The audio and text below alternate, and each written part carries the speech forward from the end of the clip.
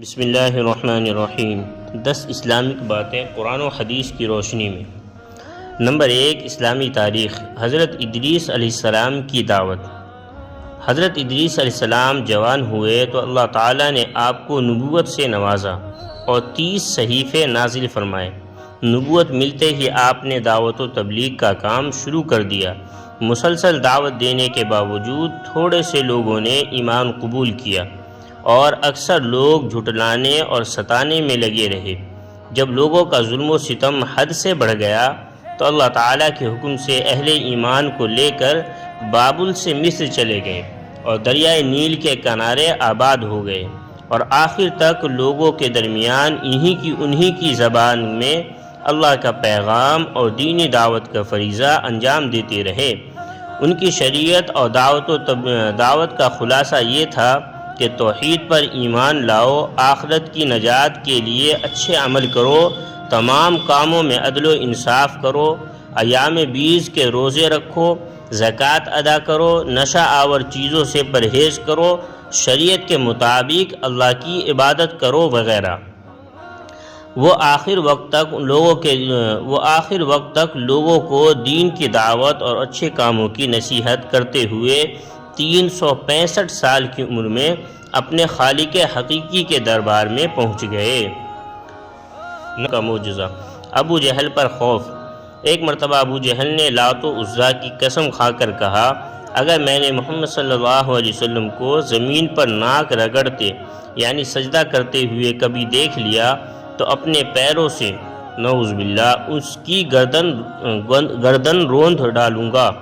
اتفاق ایسا ہوا کہ ایک روز آپ صلی اللہ علیہ وسلم نماز پڑھ رہے تھے کہ ابو جہل اپنا ارادہ پورا کرنے کی غرض سے آگے بڑھا، پھر اچانک الٹے پاؤں واپس آ گیا، جیسے ہاتھوں سے کوئی چیز روک رہا ہو۔ لوگوں نے اس سے پوچھا تو اس نے کہا، میں نے اپنے اور محمد صلی اللہ علیہ وسلم کے درمیان دہکتی آگ کی خندق دیکھی اور بڑا خوفناک منظر اور پر دیکھے۔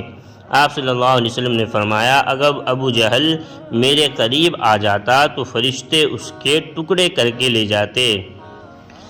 نمبر 3، ایک فرض کے بارے میں۔ پردہ کرنا فرض ہے۔ قرآن میں اللہ تعالیٰ فرماتا ہے، اے عورتوں تم اپنے گھروں میں ٹھہری رہا کرو اور دور جاہلیت کی طرح بے پردہ مت پھرو۔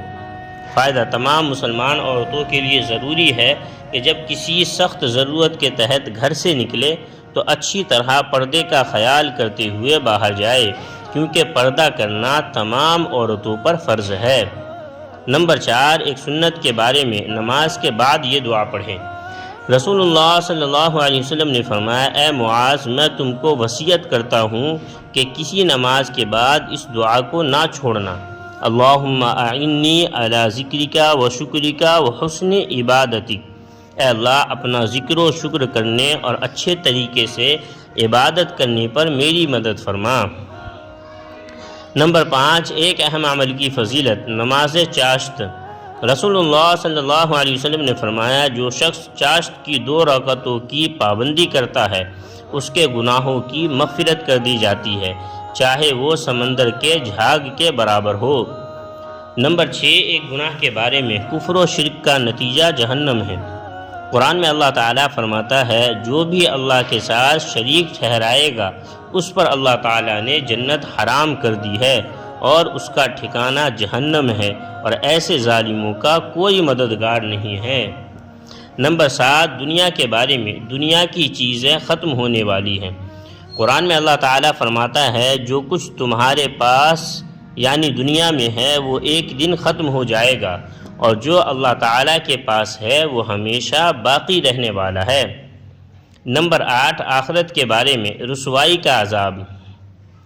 رسول اللہ صلی اللہ علیہ وسلم نے فرمایا، قیامت کے دن بندے کو ایسی شرمندگی لاحق ہوگی کہ وہ پکار اٹھے گا، یا رب آپ مجھے جہنم میں بھیج دیجئے، یہ میرے لیے اس ذلت و رسوائی سے زیادہ آسان ہے جو مجھے اب پہنچ رہی ہے، حالانکہ اس کو معلوم ہوگا کہ دوزخ میں کتنا سخت عذاب ہے۔